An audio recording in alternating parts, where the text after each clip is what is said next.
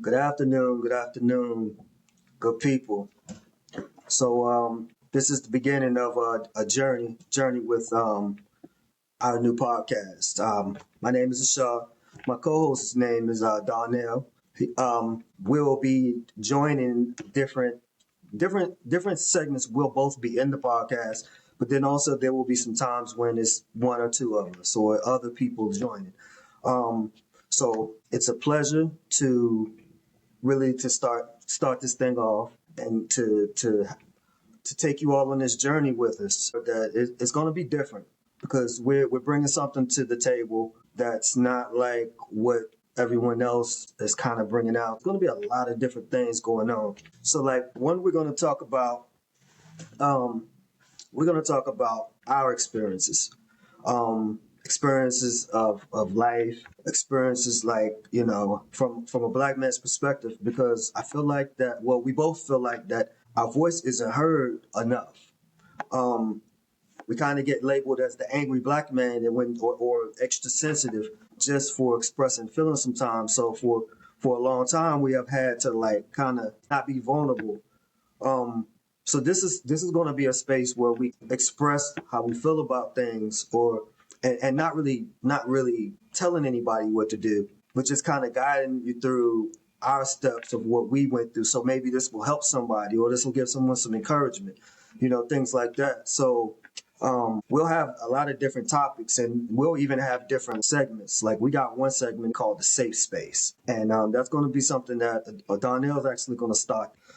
That'll be, I would say that will probably be in our next one of our next episodes. It'll be near the end. For now, what I'm gonna start you off with is the mindset that I had probably like leaving out of high school and not really having a plan. Um, my family is scattered with a lot of different calibers of people. There's professionals, there's people in the streets, there's people that dated 9 to 5 jobs. There's some wealthy people. There's some collegiate people. There's some professors. There's teachers. There's a lot of different things scattered throughout my family, and so my family is kind of all over the place too as well. So families in Cleveland, my family's in parts of Virginia, my family's in parts of in Atlanta, my family's in Jersey and parts of New York.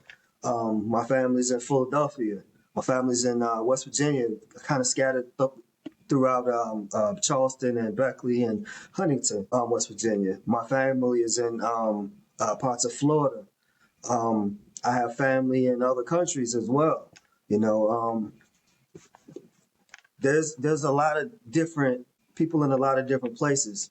Unfortunately, because people are in so many different places, um, the relationships haven't. Although there's not bad relationships, a lot of people in my family haven't.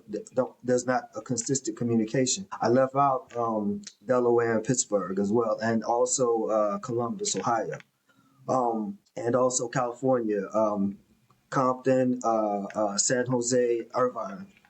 Um, so there's a lot of different calibers of people in my family, but because people are so spread out, there's not. I never really got the chance to experience a family reunion. Because it was when my family did have a family reunion, it was kind of letting people know last minute, and it might not be it might be not be an easy place to get to. So over the years, it just kind of came one of those things.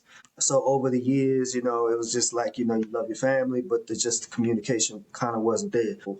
Um, Kind of fast forward to that, I graduated from high school. Once I graduated, I decided I was working out of a Outback Steakhouse, and it was just like that was kind of a reality set, because it was like, no disrespect to people working in the fast foods, but it was just like, man, I didn't think that it would turn into this. So I was like, I got to figure something else out. And shout outs to my one of my greatest friends. He's gone now, rest in peace, Doug. Jason. Me and him are talking, and he was like, "What you gonna do?" And I'm like, "Man, I don't know, but this ain't it." So I ended up meeting up with a friend of mine, good friend, that suggested working at an amusement park. And we went to that we really didn't know much about it, so I'm asking him more questions, and we checking on it, and we decided we were going to do that. But before we did that, we actually left and rode to Chicago. So we went to Chicago for a short time. Then after in Chicago, we left and we went to start working at the amusement park. And this was probably this was like maybe in early in the part of the year, like February. And I want to say maybe '99. Yeah. So from that point, started working at the amusement park. Didn't have no expectations. Didn't know really what was going to happen. Now I'll take you back to explain that the reason I didn't really have no plans because foolish, and it sounds kind of weird to say now, but I was really under the impression as a kid that unless you had a scholarship or your parents was rich, you had trust funds, going to college wasn't an option.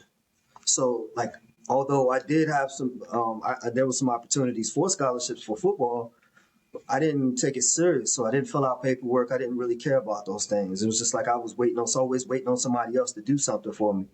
Realizing now that you can't wait on nobody.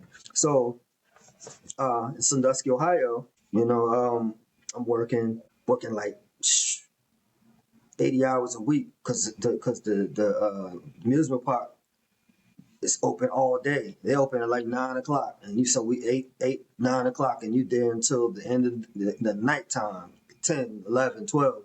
So I did that for a while, and then something that I noticed is that a lot of the people that were working there, they had these tags. It was like blue tags, red tags, silver tags, whatever. It would have their name, and then it would have their school. So my name didn't have a school on it. So I'm like, always seeing, and I kept noticing that with a lot of different people. So in noticing that, I guess that was kind of my sign to being like, maybe it's time for you to go to school. So my guy, my good friend, his name was Larry. He had orientation at school, and I went with him to the orientation. So that gave me more of put a battery in my back to be like, you know what, I think that's what I want to do now. So I made some calls, did some checking around or whatever, and then at that I decided to go off to college. I'll do my best in not naming the college or naming the city or the town or anything, just out of for legal reasons and purposes and stuff like that.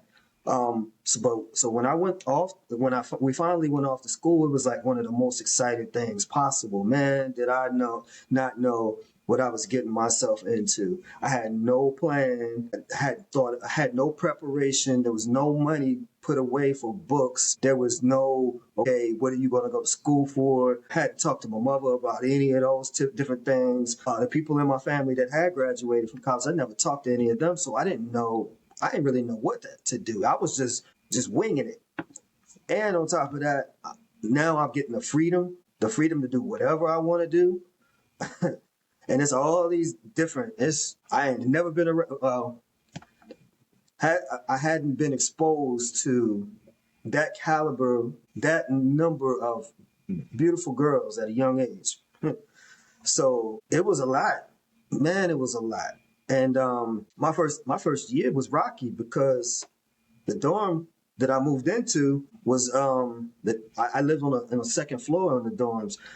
They put me in a room that was like, I guess the guy that lived in the room before me was handicapped, so he couldn't ever make it to the bathroom, and I guess he used to pee in the floor or pee in the corner. So for months, even though they cleaned the place, you could still smell the pee whenever you turned on whenever the heating system kicked on.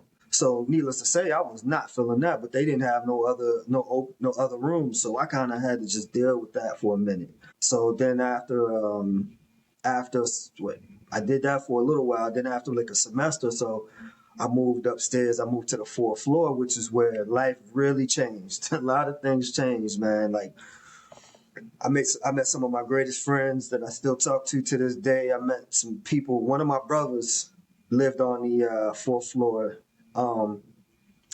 Man, he like at some point I'll tell you the story of what happened, like why he became my brother. His name is O'Donovan, and yeah, who knew? that he would become that, because when we first met, it was a rocky start, to say the least. So yeah, it was those type of things, just to kind of give you a early view into where my head was at that point in time.